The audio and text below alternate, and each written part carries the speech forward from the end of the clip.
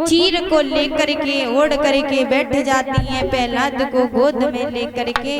आज वो शीतला चीर था वो उड़ करके प्रहलाद के ऊपर आ जाता है और होलिका मैया जल करके राख हो जाती है। बोलिए होलिका मैया की। आज जब इधर हिरण्यकश्यप को पता चला है कि मेरी बहन की मृत्यु हो गई, मेरी बहन जल करके राख हो गई है, आज और क्रोध में आ गया। क्रोध में आकर के कहने लगा, प्रहलाद तुझे मैं जीवित नहीं छोड़ूंगा। जब इतनी बात सुनी है तुझे आज मैं जीवित नहीं छोड़ूंगा।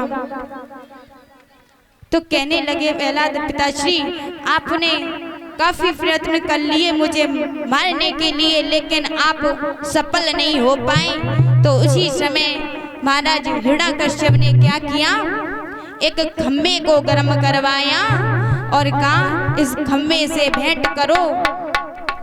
उसी समय उस खम्भे को देख करके जो प्रहलाद थे वो डर गए, कहने लगे हे प्रभु अब मैं क्या करूं। तो प्रभु ने भी माया रच दी, एक चींटी का रूप बनाकर उस खम्भे पर रेंगने लगे। और जब प्रहलाद ने ये देखा कि जब इस चींटी का कुछ नहीं हुआ तो मेरा भला क्या हो जाएगा। आज उस खम्भे से भेंट हुई। तो जैसे ही भेंट हुई महाराज आज देखने लगे कि हिरण्यकश्यप ने देखा तो जब जो प्रहलाद थे उससे भी नहीं मारे गए, बच गए। उस समय तो कहने लगे कहाँ है, आज तलवार निकाल ली, हाथ में ली और बोले आज तुझे मैं जीवित नहीं छोड़ूंगा।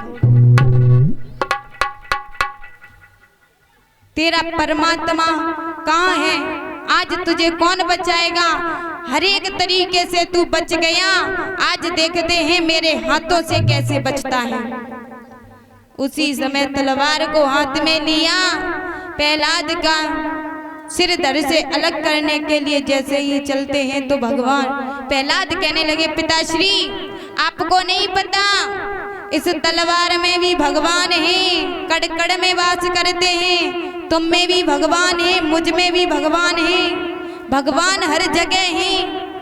इस खम्भे भी में खम्भे है, जो खम्भा ये आपने गर्म करवाया था, इस खम्भे में भी भगवान है। जब इतनी बात सुनी तो जो हिरण्यकश्यप था उसने वो तलवार उस खम्भे में मार दी। जैसे ही वो खम्भे में तलवार मारी नरसिंह भगवान प्रकट हो जाते। बोली नरसिंह भगवान की। आज नरसिंह भगवान प्रकट हो जाते हैं। तो जैसे ही नरसिंह भगवान प्रकट हुए और आज उसे हिरण्यकश्यप को उठा करके महाराज ढेरी पर बैठ जाते हैं। जैसे ही बैठे तो कहने लगे बोल तूने कौन कौन से वरदान मांगे थे। तो कहने लगा महाराज ना तो मैं रात्रि में मरूंगा, ना दिन में मरूंगा, ना घर के बाहर मरूंगा, ना घर के भीतर मरूंगा, ना किसी अस्त्र से मरूंगा, ना किसी शस्त्र से मरूंगा, मैं किसी से नहीं मरूंगा। और महीने के ना 12 महीने में कौन से भी महीने में नहीं मरूंगा।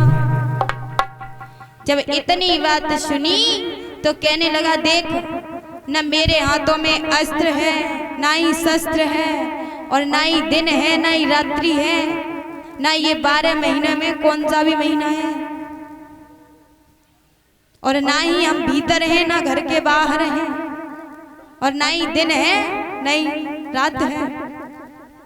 ये समय कौन सा है, संध्या का समय है,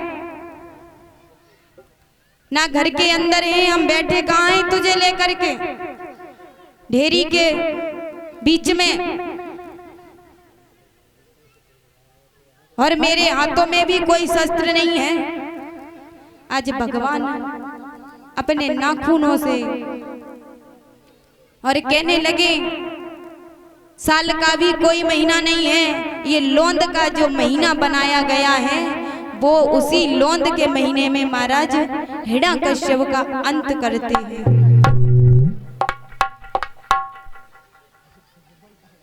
तो सभी भक्त मीठी मीठी तालुए के साथ भजन बोलेंगे। नाच भैया नाच लो, आप बधाई डाल लो परीक्षित महाराज।